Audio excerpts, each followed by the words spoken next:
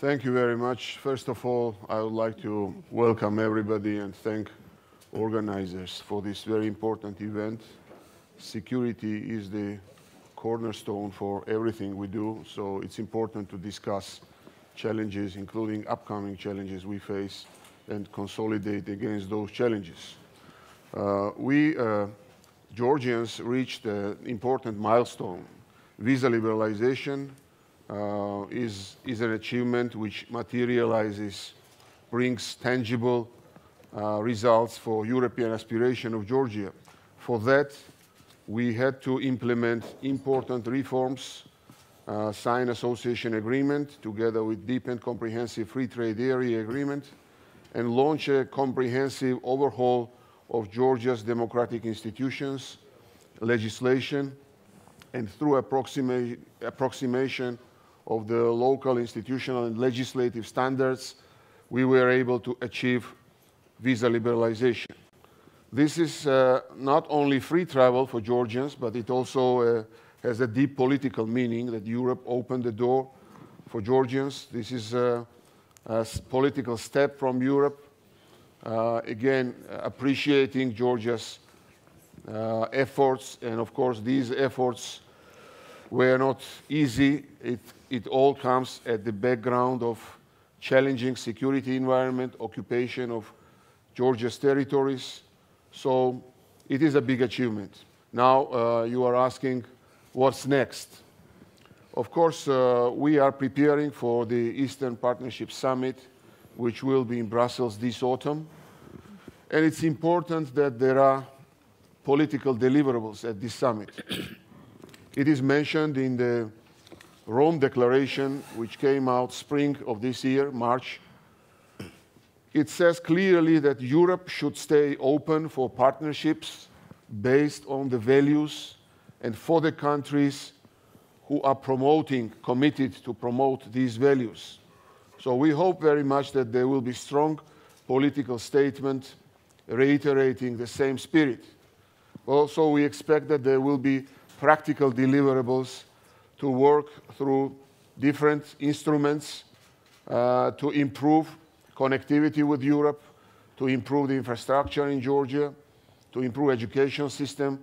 And also we think that security cooperation is important. We are all certain that having stable political allies on the eastern flanks of Europe is increasingly important.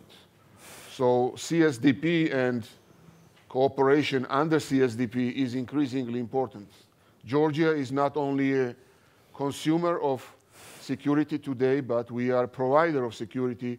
We are part of Afghanistan operation, Resolute Support Mission. We are in crisis management operations in Central African Republic and Mali, and we are committed to be present everywhere where a civilized world deems important to engage in the peacekeeping and making regions and countries stable. So we think that these three dimensions create a paradigm which will be very important for upcoming years for Georgia to follow. And for Ukraine, we are very glad about Ukraine's success of visa liberalization and success of Ukraine and Georgia and Moldova are absolutely interrelated. So we think that for Eastern Partnership countries to keep consistency on this road and to stay strongly committed to this road is extremely important. Georgia is no longer a post country. I think we need to get rid of these post cliches. We are a country which can be easily called Eastern European country. We are no longer a post-Soviet country. We have one of the lowest corruption, including lower than in many European countries. We have one of the best business climates in the world. We are number 16, according to the World Bank Doing Business ranking. According to the Heritage Foundation, we are 13th freest economy in the world, and our indicators are improving year on year. Our democratic institutions are very strong, and our rule of law is improving every year. And we are absolutely in line with our association agenda and the action plan envisaged by the agenda. So calling, again, supporting Georgia's European aspirations and being against the NATO aspirations are absolutely senseless, because 70%, more than 70% of Georgian population favors NATO integration. More than 80% of Georgia's population favors EU integration. And we are for value-based integration. And we believe that these goals will be fulfilled with consistency and dedication.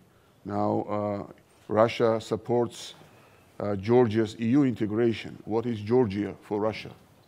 This is the main question. What is the map of Georgia?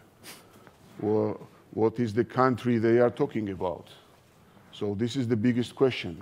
And I'm sorry that mentioning about the lower pace of economic growth of the countries, stability of which is undermined by the Russian intervention, sounds very, very sarcastic. I'm sorry to say that.